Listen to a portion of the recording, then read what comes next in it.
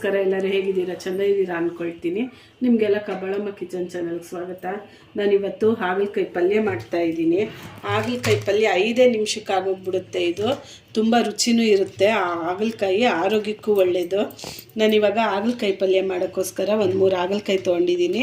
ಇಲ್ಲಿ ಒಂದು ಟೊಮೆಟೊ ತೊಗೊಂಡಿದ್ದೀನಿ. ನಿಮ್ಗೆ ಟೊಮೆಟೊ ಬೇಡ ಅಂದರೆ ಸ್ವಲ್ಪ ಹುಣಸೆಹಣ್ಣು ಹುಳಿ ಹಾಕ್ಕೊಳ್ಳಿ, ಇಲ್ಲ ಅಂದರೆ ಹಾಗೇನೂ ಮಾಡ್ಕೊಳ್ಳಿ. ಯಾಕೆ ಟೊಮೆಟೊ ಇಲ್ಲ ಹುಣಸೆಹಣ್ಣು ಹುಳಿ ಹಾಕ್ಕೊಳ್ಳೋದು ಅಂದರೆ ಸ್ವಲ್ಪ ಕಹಿ ಕಮ್ಮಿ ಆಗುತ್ತೆ ಅಂತ ಹಾಕ್ಕೊಳ್ಳೋದು, ಅಂದರೆ ಸ್ವಲ್ಪ ಟೇಸ್ಟೂ ಇರುತ್ತೆ ಅಂತ. ಈರುಳ್ಳಿ ತೊಗೊಂಡಿದ್ದೀನಿ, ಒಂಚೂರು ಬೆಳ್ಳುಳ್ಳಿ ಕಟ್ ಮಾಡಿ ಇಟ್ಕೊಂಡಿದ್ದೀನಿ, ತೆಂಗಿನಕಾಯಿ ತುರಿ ಒಂಚೂರು ತೊಗೊಂಡಿದ್ದೀನಿ, ಸ್ವಲ್ಪ ಕರಿಬೇವು.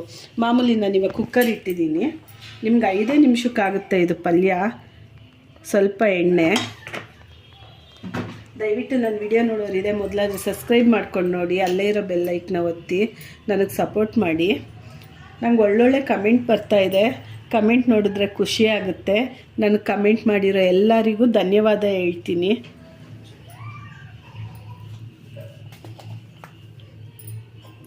ಹೀಗೆ ಒಳ್ಳೊಳ್ಳೆ ಕಮೆಂಟ್ ಮಾಡ್ತಾಯಿರಿ, ನಮಗೆ ಸಪೋರ್ಟ್ ಮಾಡ್ತಾಯಿರಿ.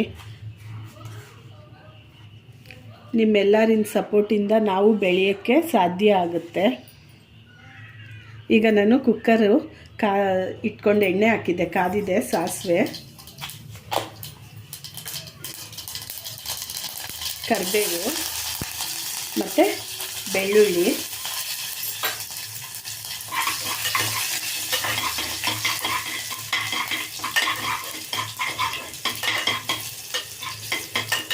ಬಿಸಿಲು ಕಾಲ ಶುರು ಆಗ್ತಾ ಇದೆ.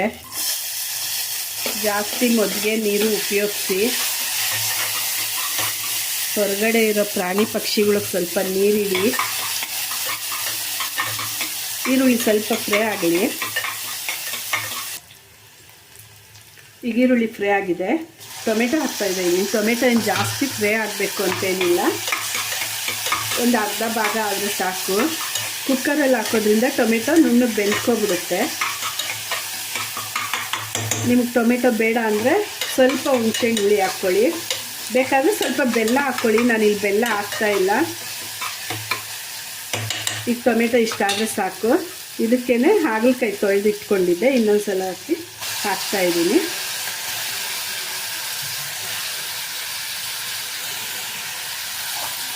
ಹಾಗಲಕಾಯಿ ಇದರಲ್ಲೇ ಒಂಚೂರು ಬಿಸಿ ಮಾಡ್ಕೊಳ್ತೀನಿ. ಈಗ ಇದಕ್ಕೆ ಖಾರದ ಪುಡಿ ಹಾಕ್ತಾಯಿದ್ದೀನಿ, ಅಚ್ಚ ಖಾರದ ಪುಡಿ. ನಿಮಗೆ ಖಾರ ಎಷ್ಟು ಬೇಕೋ ಅಷ್ಟು ನೋಡಿ ಹಾಕ್ಕೊಳ್ಳಿ. ನಾನಿಲ್ಲಿ ಇದಕ್ಕೆ ಹಸಿಮೆಣಸಿನ್ಕಾಯಿ ಉಪಯೋಗಿಸ್ತಾ ಇಲ್ಲ.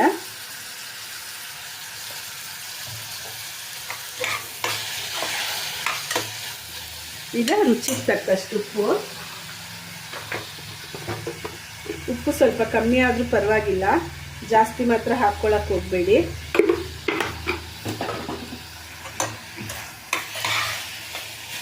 ಈಗ ಇಲ್ಲಿ ನಾನು ಇಟ್ಕೊಂಡಿರೋ ಕಾಯಿ ತುರಿ ಹಾಕ್ಕೊಳ್ತಾ ಇದ್ದೀನಿ.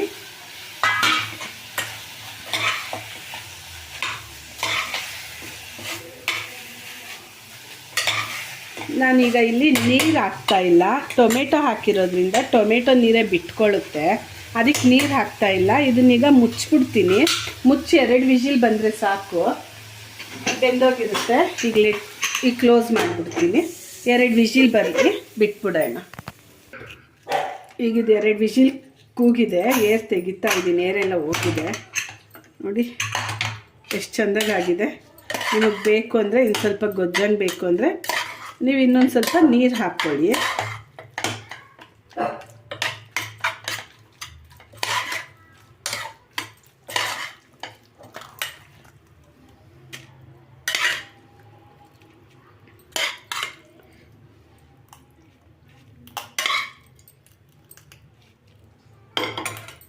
ಹಾಗಲಕಾಯಿ ಪಲ್ಯ ರೆಡಿಯಾಗಿದೆ. ನೀವು ಹಾಗೆ ಬೇಕಾದ್ರೂ ತಿನ್ಬೋದು, ಇಲ್ಲ ಚಪಾತಿ ಜೊತೆ ತಿನ್ಬೋದು, ಹೇಗನ ತಿನ್ನಿ. ಅಂದರೆ ಹಾಗಲಕಾಯಿ ಬಳಸಿದಷ್ಟು ಒಳ್ಳೆಯದು. ಶುಗರ್ ಇರೋರಿಗೆ ಅವ್ರಿಗೆಲ್ಲ ಹಾಗಲಕಾಯಿ ತುಂಬ ಒಳ್ಳೆಯದು. ತುಂಬ ಅಂದರೆ ತುಂಬ ಚೆಂದಾಗಿ ಬಂದಿದೆ. ಕಹಿ ಸ್ವಲ್ಪ ಇದೆ, ಹಾಗಲಕಾಯಿ ಅಂದಮೇಲೆ ಕಹಿ ಇರುತ್ತೆ. ನಿಮಗೆ ಬೇಕು ಅಂದರೆ ಸ್ವಲ್ಪ ಬೆಲ್ಲ ಹಾಕ್ಕೊಳ್ಳಿ. ಅಟ್ಲೀಸ್ಟ್ ವಾರಕ್ಕನ ಒಂದು ಸಲ ಹಾಗಲಕಾಯಿ ಮಾಡ್ಕೊಂಡು ತಿನ್ನಿ, ಮೈಗೆ ಒಳ್ಳೆಯದು. ನನ್ನ ವಿಡಿಯೋ ನೋಡೋರೆಲ್ಲ ದಯವಿಟ್ಟು ಲೈಕ್ ಮಾಡಿ, ಶೇರ್ ಮಾಡಿ, ಸಬ್ಸ್ಕ್ರೈಬ್ ಮಾಡ್ಕೊಂಡು ನೋಡಿ. ಎಲ್ಲರಿಗೂ ದೇವರು ಆರೋಗ್ಯ ಕೊಟ್ಟು ಆಯುಷ್ ಕೊಡಲಿ, ಮನೆಯಲ್ಲಿ ನೆಮ್ಮದಿ ಕೊಡಲಿ ಅಂತ ಬೇಡ್ಕೊಳ್ತೀನಿ. ಧನ್ಯವಾದಗಳು.